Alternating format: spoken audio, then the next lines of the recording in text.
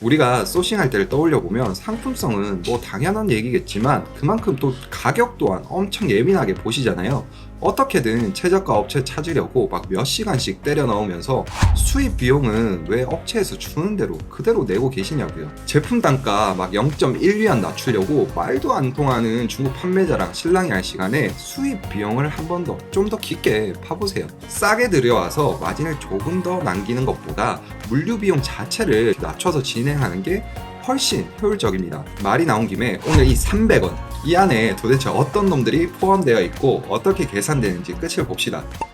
안녕하세요, 돈블링입니다. 중국 수입을 하면서 가장 많이들 궁금해하는 부분이 바로 수입 비용 이 부분이 아닐까 생각을 합니다. 누구는 위안화 곱하기 300원 해라 또는 350원 하라고 했는데 정작 내가 해보니까 막 400원, 450원까지 나와. 혹시 몰라서 다른 분들께, 다른 대표님들께 물어봤는데 또 자기들은 280원이래. 어떻게 그렇게 작게 나오냐고 물어보면 그분들도 정확하게 대답을 못 해주세요. 아, 진짜 도대체 뭐가 맞는 거야? 이 답답한 마음에 막상 계산해 보려고 받은 청구서들을 뚫어져라 보는데 영어로 빼곡하게 적힌 낯선 용어들과 알 수 없는 로직으로 계산된 금액들만 눈앞에서 이렇게 어질어질 거리죠. 이게 맞는지 틀린지 도무지 알 수가 없잖아요. 그죠? 결국 아몰랑 시전하면서 그냥 주는 대로 입금하고 있는 자신을 발견하게 됩니다. 모르긴 몰라도 진짜 꽤나 많은 분들이 이런 식으로 수입을 진행하고 계실 거예요. 제가 스타트 패키지를 하면서 가장 강조드리는 게 중국 수입 판매를 꾸준하게 이제 안정적으로 운영해 나가시려면 반응이 아닌 대응의 자세로 사업에 임하셔야 된다고 말씀을 드리거든요. 근데 보통 많은 분들이 앞서 말씀드린 것처럼 그냥 업체에서 주는 청구서 보면서 많이 나왔네? 이러고는 그냥 송금을 해요. 왜 그렇게 나왔는지 알려고 하지도 않고요.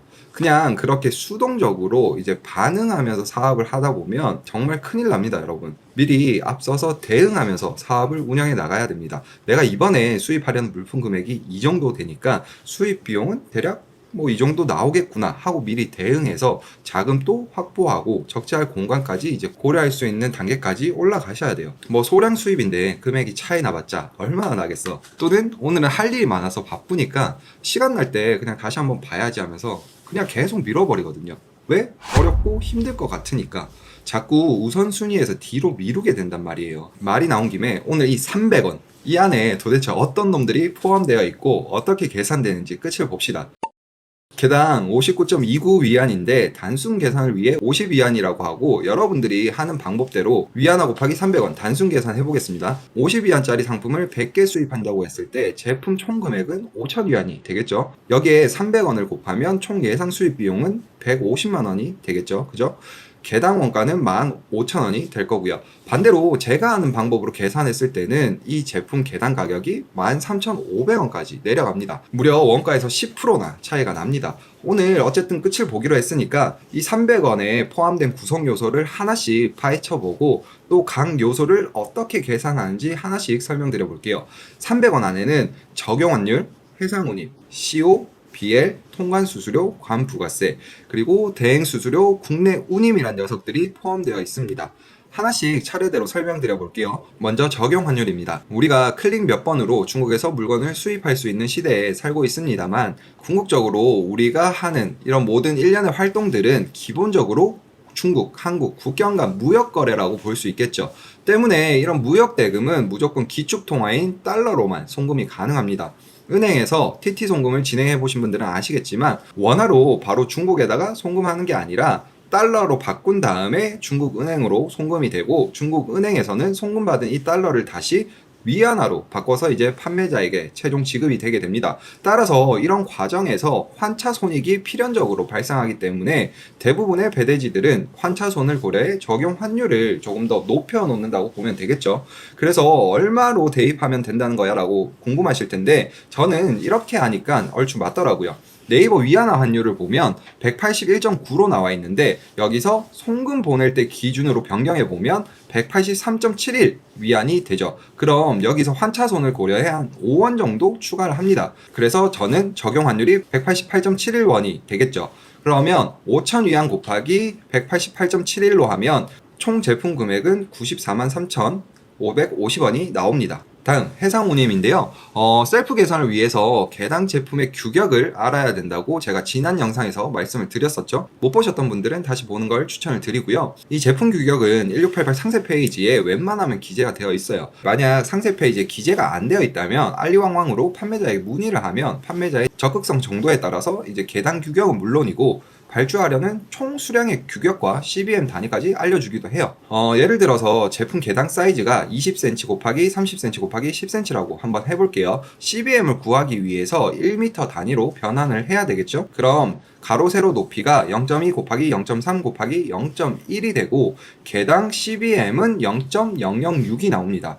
우리가 100개를 수입한다고 했잖아요. 그럼 총 CBM은 여기에 100을 곱하면 0.6 CBM이 되겠죠? 그죠?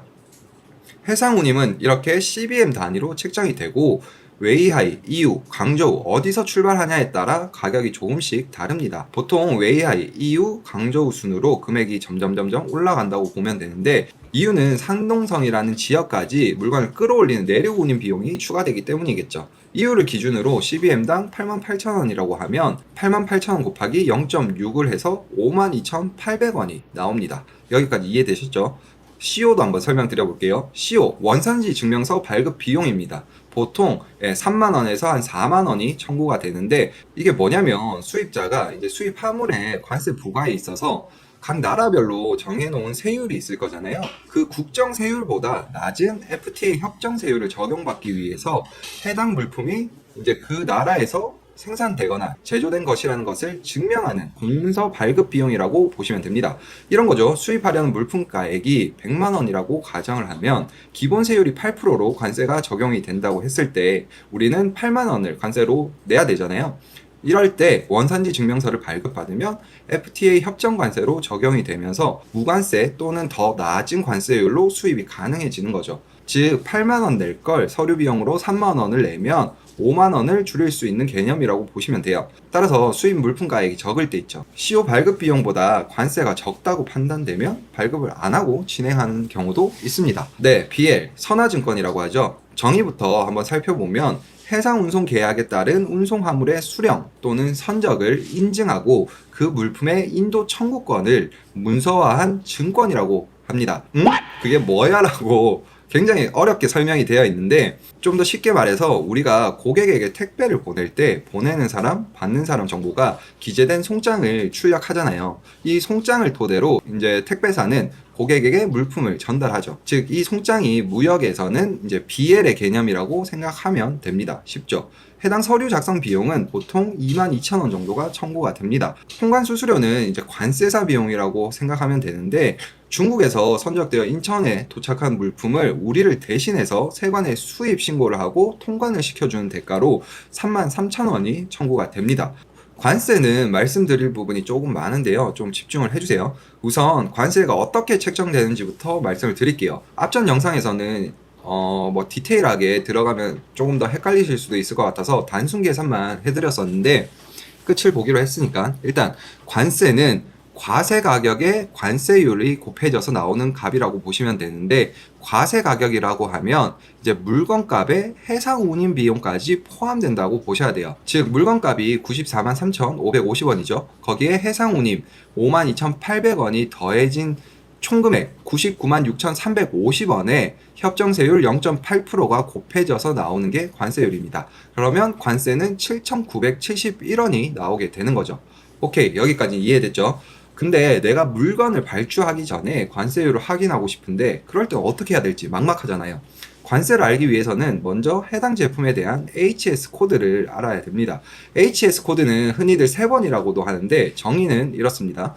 국가 간의 상품을 교류함에 있어 국제적으로 상품 분류를 위해 부여하는 코드입니다. HS 코드는 이제 10자리로 구성이 되어 있고 4자리, 2자리, 4자리로 부류호 이런 식으로 구분을 해요. 그러니까 부류까지 앞 6자리까지는 전 세계 공통이고 뒤에 호 있죠. 4자리는 이제 각 나라별로 상이하다고 보면 됩니다. 저처럼 지속적으로 수입을 하는 분들이라면 이제 지정되는 관세사에게 바로 코드 번호를 물어봐도 되지만 처음이라서 아는 관세사가 없을 때는 그럴 땐 중국 판매자에게 이제 물어봐도 답을 해주기도 합니다. 단 여러분들이 아시다시피 1688은 내수 도매 목적이기 때문에 판매자들이 이제 이 HS 코드에 대해서 개념에 대해서 모를 수도 있어요. 반면에 근데 알리바바 같은 경우에는 판매자들이 이제 무역에 대한 기본 개념들이 탑재가 되어 있다 보니까 이렇게 HS 코드를 문의를 하면 곧잘 알려주곤 하거든요.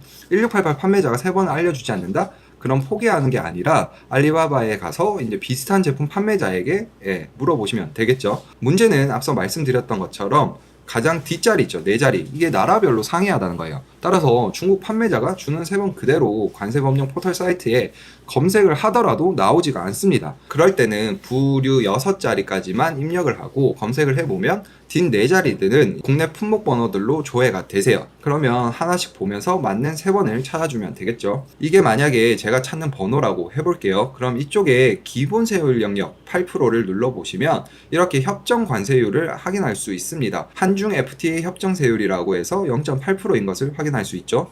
여기서 더 중요한 건 조금 더 내려보시면 요건사항이라고 있습니다. 세관점 확인 영역, 이게 완전 핵심이에요, 여러분. 이걸 잘 보셔야 되는데 해당 제품을 수입함에 있어 필요한 인증이나 확인 절차에 대해 상세하게 기재가 되어 있습니다. 때문에 수입 전에 반드시 확인을 해 주셔야겠죠. 이런 요건사항을 모르고 수입을 진행하게 되면 통과는커녕 돈을 더 들여서 폐기해야 되는 불상사가 일어날 수도 있습니다. 아시겠죠? 지금까지 이제 관세에 대해 알아봤고 다음은 부가세입니다. 부가세는 의외로 간단해요, 여러분. 관세를 구할 때처럼 물품 금액 더하기 해상 운임 더하기 관세까지 이제 더해진 금액 있죠. 거기에 10%라고 보면 됩니다. 그러니까 이거 더하기 이거 더하기 이거에 10%라는 거죠. 그럼 10432원이 나오게 됩니다.